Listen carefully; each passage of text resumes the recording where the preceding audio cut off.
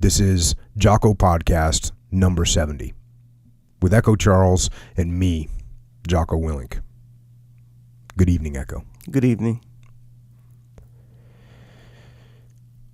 Now I was going to start off tonight with a warning that tonight's episode is going to contain things that are not appropriate for children.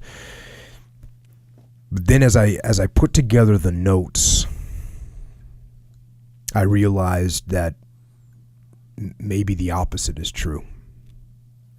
And that maybe this is an important episode that children do need to listen to.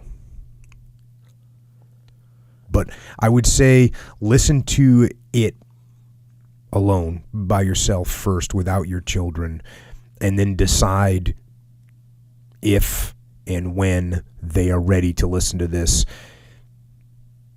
And unfortunately, I will tell you that I think the time is likely sooner than you think, and it is most definitely sooner than it should be. Now, normally, I am talking about war. And in that light, I have covered some of the most heinous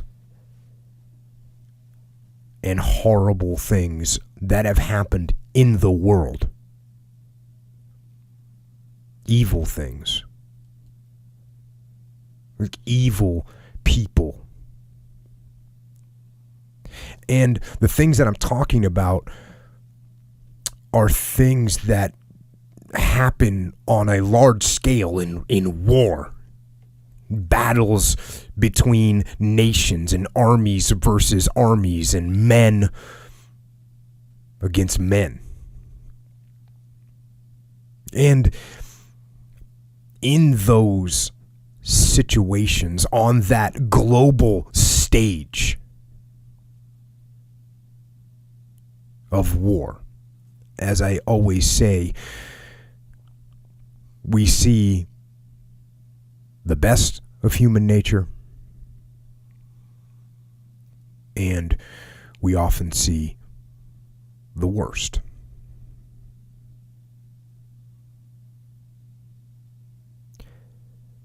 But sometimes the worst of human behavior, the most evil of human behavior, does not occur on the battlefield.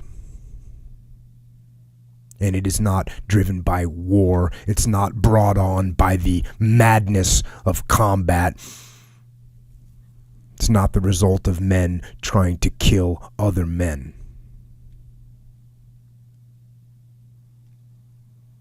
Sometimes the most evil side of human beings sneaks around in the dark,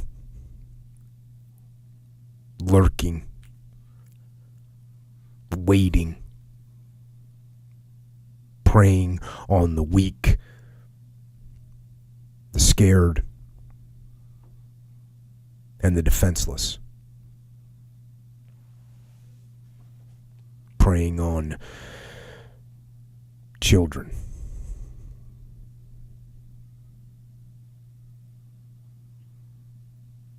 And often it isn't some archetype of evil, like the picture you have in your head of some sneering predator with a sadistic look.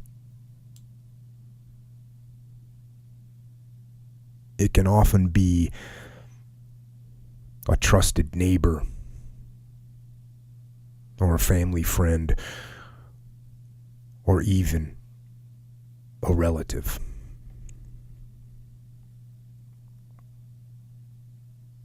And to talk through some of this with me tonight, I'm honored to have a special guest on, an amazing person that I admire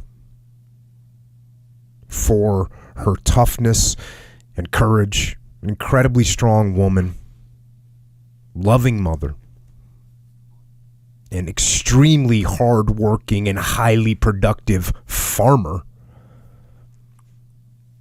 And last but certainly not least, an incredible wife to one of my very close friends who has done multiple combat tours overseas, leaving this wonderful woman back on the home front to handle the business at home. And her name is Iris.